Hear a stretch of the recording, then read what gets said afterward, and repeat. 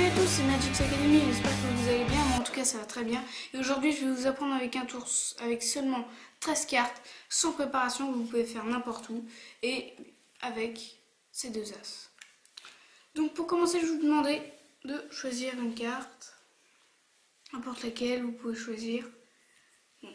Puisque pour moi à l'instant vous êtes virtuel et que j'ai l'impression de parler à mon appareil photo, on va dire que vous prenez cette carte-ci.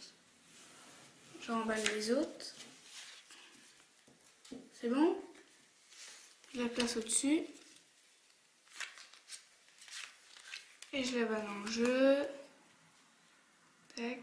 Ainsi que toutes les autres cartes. Je fais un petit mélange à la française. Ah, voilà. Hop. Tac. Hop, on peut inverser l'ordre de certaines cartes, ça n'a aucune importance. Là, hop, on va dire que celle-là on la met là et puis celle-là on va la mettre dans le jeu.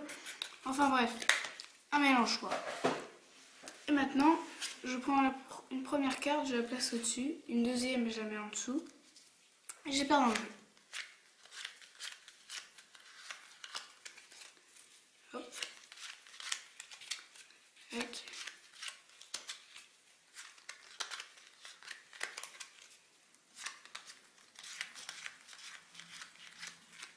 Et voilà. Et donc normalement ils se sont battus dans le jeu de façon intelligente. Et on va trouver une carte. Votre carte. C'est bien la vôtre, non? Eh bien, passons sans plus attendre aux explications. Alors, donc, les 13 cartes.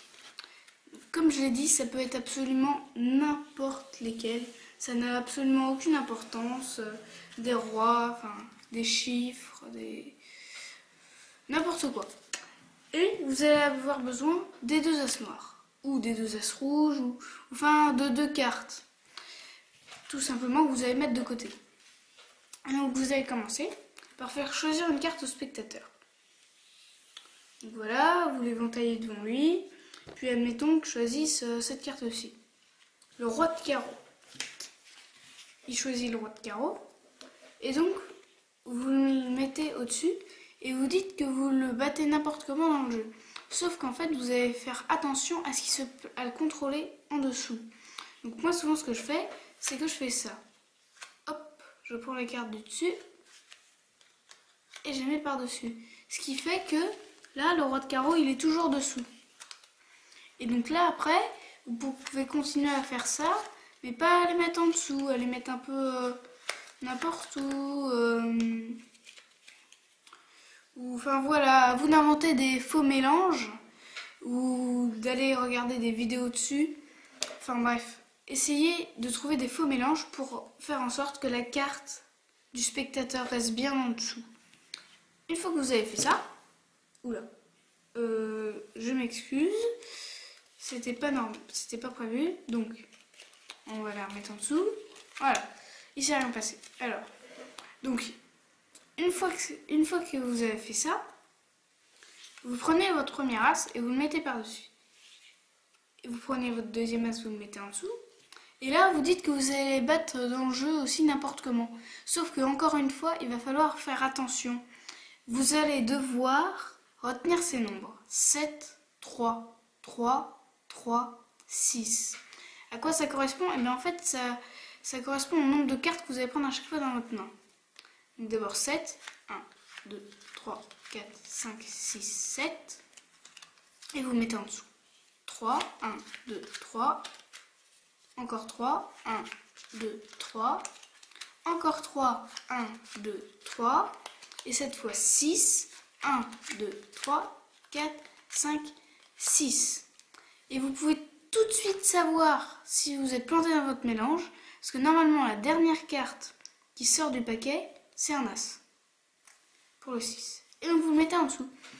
Et donc là, normalement, si vous éventaillez le jeu, et que tout s'est bien passé, vous allez voir vos deux as, avec une carte entre les deux, et cette carte sera la carte du spectateur, le roi de carreau. Si vous avez bien compris, vous pouvez passer à la version supérieure en restant encore quelques minutes sur cette vidéo. Voilà, je vous ai déjà montré la version facile, c'est si vous avez envie de faire mieux. Donc là, vous allez prendre tout le paquet, sauf bien sûr vos 2 as qui vont rester de côté. Et donc vous allez demander au spectateur de piocher une carte. Donc admettons qu'on fasse comme ça, c'est plus pratique avec un paquet tout entier. Il vous dit stop, stop. Voilà. Prenez la carte sur le dessus. Ah, là c'est l'as de cœur, ça tombe bien, donc on parle d'as. Donc voilà, il mémorise sa carte et vous la placez au-dessus. Puis après, c'est pareil que dans la version facile, vous dites que vous allez la battre dans le jeu, mais en fait vous allez la contrôler en dessous. Donc avec un gros paquet, vous pouvez faire une version plus pratique. Vous faites un espèce de mélange à la française comme ça. Tac. Vous n'oubliez pas qu'elle est en première position.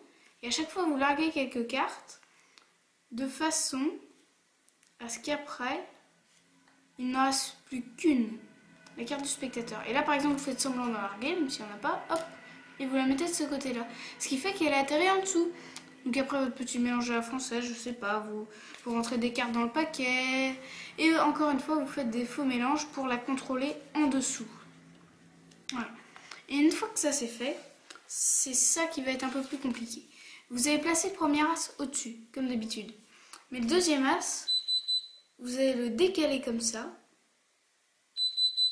Et là, vu qu'il est décalé, vous allez attraper la carte du dessous. Excusez-moi pour le bip bip bip, c'est rien du tout. Donc, vous allez attraper comme ça la carte du spectateur. Et là, vous allez faire un mouvement comme ça, un coup sec. Hop. De façon à ce que le paquet parte et qu'il ne reste que 3 cartes en main. Un as, 2 as et la carte du spectateur. Je vous le remontre. Alors, vous avez votre paquet. La carte du spectateur est en dessous. Vous placez votre premier as par-dessus. Le deuxième as en dessous, comme ça vous le décalez. Et donc vous attrapez les deux à la fois. Et là, vous faites un coup sec en arrière. Hop. Et au dernier moment, vous tirez comme ça. Et donc là, normalement, ça marche à tous les coups. Ça emmène votre l'as. Excusez-moi. Ça emmène l'as et la carte du spectateur. Ça marche à tous les coups.